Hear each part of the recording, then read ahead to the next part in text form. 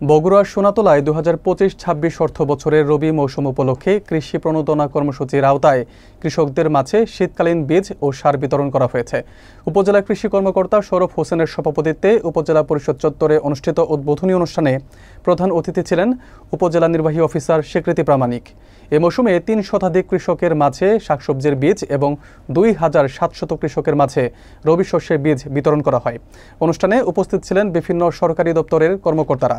বিস্তারিত থাকছে শহীদুল ইসলাম শাহিনের প্রতিবেদনে। বগুড়া সোনাতলায় আগাম রবি মৌসুমের শাকসবজি ও রবি শস্য উৎপাদন বৃদ্ধির লক্ষ্যে কৃষি প্রণোদনা কর্মসূচির আওতায় কৃষকদের মাঝে বীজ ও সার বিতরণ করা হয়েছে।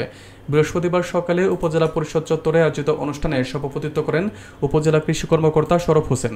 প্রধান অতিথি হিসেবে উপস্থিত ছিলেন উপজেলা নির্বাহী অফিসার স্বীকৃতি প্রামাণিক। তিনি বলেন, সরকার কৃষকদের উৎসাহিত করতে বিভিন্ন সময় প্রণোদনা দিয়ে আসছে, যাতে উৎপাদন বাড়িয়ে খাদ্য নিরাপত্তা নিশ্চিত করা যায়। এবারের মৌসুমে 3 শতাধিক কৃষককে লাউ, বেগুন, মিষ্টি কুমড়া, শসা ও বিভিন্ন শাকসবজির বীজ দেওয়া হয়। এছাড়া 2700 শতাধিক কৃষক পেয়েছেন সরিষা, গম, মসুর, কালাই, চীনাবাদাম, ভুট্টা ও পেঁয়াজের বীজ। অনুষ্ঠানে উপস্থিত ছিলেন উপজেলা মাধ্যমিক শিক্ষা কর্মকর্তা শেখ নাজমুল ইসলাম, উপজেলা মহিলা বিষয়ক কর্মকর্তা মাইনুল হক, কৃষি অফিসার দীপ্তি রানী রায় ও কৃষি সম্প্রসারণ অফিসার সাবিয়া আক্তার সুরভি। বক্তারা আশা প্রকাশ করেন, এই প্রণোদনা কৃষকদের উৎপাদন বৃদ্ধি ও আর্থিক স্বনির্ভরতায় বড় ভূমিকা রাখবে।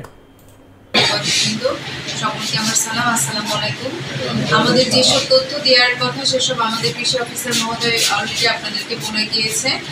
তো অবশ্যই আপনারা বিক্রি করবেন না, যেহেতু সরকার থেকে আপনাদেরকে এই প্রণোদনাটা দেওয়া হচ্ছে, যাতে আপনারা আরও বেশি ফলন এবং আরও বেশি উৎপাদনশীল করে আমাদের দেশটিকে সামনের দিকে এগিয়ে নিয়ে যেতে পারেন। কারণ বাংলাদেশে কৃষি শুরু করার জন্য কৃষি অফিসার সহ সকলকে ধন্যবাদ জানাচ্ছি।